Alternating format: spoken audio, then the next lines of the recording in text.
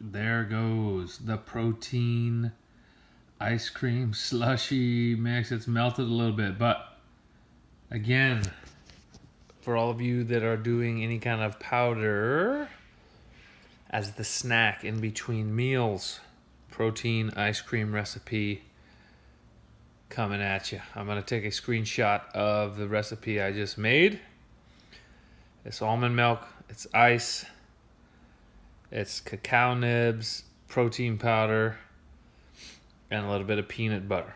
Okay? So, we can go almond butter, cashew butter, whatever you want. That'd be a good little snack to bridge the gap in between the meals. Sorry I didn't get as fancy as Chad with the blender, but the finished product is all we need to see, all right?